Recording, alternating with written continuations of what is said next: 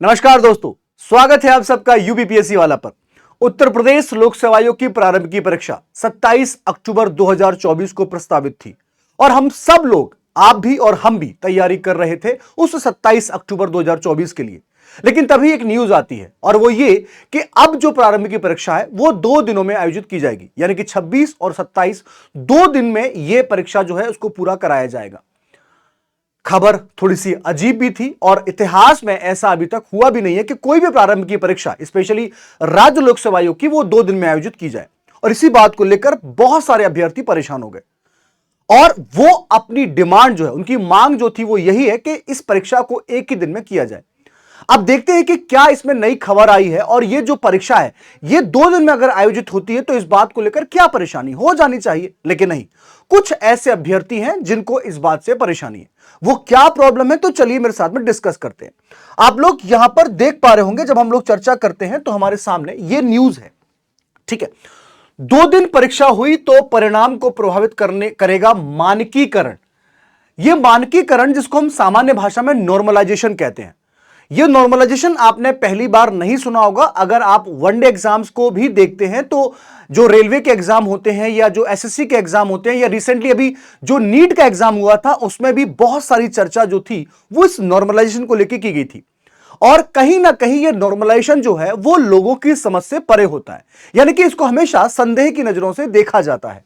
और इस बार भी हम लोग ये देख रहे हैं कि जो उत्तर प्रदेश लोक सेवा आयोग की प्रारंभ की परीक्षा है, अगर वो परीक्षा 2 दिन में होती है तो बाकायदा यहां पर जो नॉर्मलाइजेशन है, यानी कि मानकीकरण है, वो अभ्यर्थियों के अंकों को प्रभावित करेगा। और स्वाभाविक सी बात है कि अगर अंकों को प्रभावित करेगा तो उनका जो सिलेक्शन है, यानी कि उनका चयन जो है, उसको भी प्रभावित कर सकता है।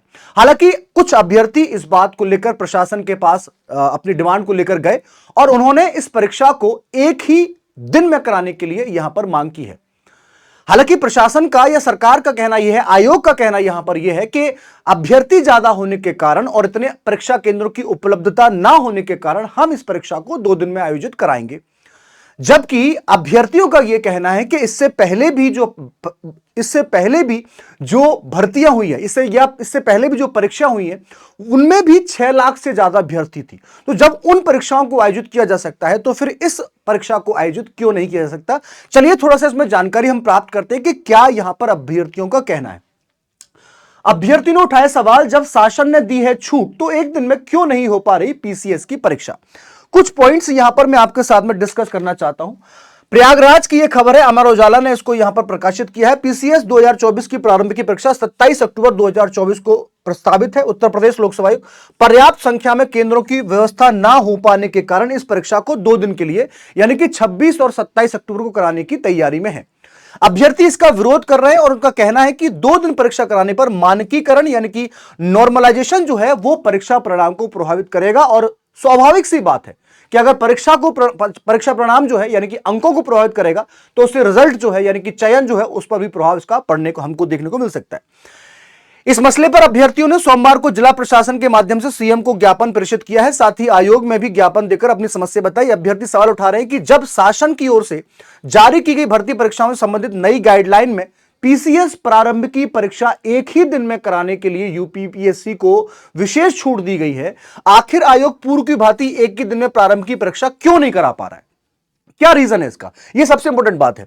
वहीं आयोग के सचिव की ओर से पूर्व में सभी जिलाधिकारियों को पत्र लिखकर बताया जा चुका है कि पर्याप्त संख्या में केंद्रों की व्यवस्था ना हो पाने के कारण आयोग ने पीसीएस प्रारंभ की परीक्षा 2 दिन में कराने का विकल्प भी रखा है। इसी वजह से आयोग ने जिलाधिकारियों से 27 अक्टूबर को परीक्षा के लिए प्रस्तावित केंद्रों की लिस्ट जो है वो 26 अक्टूबर के लिए भी मांग ली, यानी कि जिनमें आप 27 अक्टूबर को करा रहे थे वहां पर आपको 26 अक्टूबर को भी उनको आपको खाली रखना होगा। अगर पर्याप्त संख्या में केंद्रों की संख्या व्यवस्था नहीं हो पाती है तो 27 अक्टूबर के लिए जो केंद्र प्रस्तावित है वहीं पर 26 अक्टूबर को भी परीक्षा जो है वो कराई जाएगी।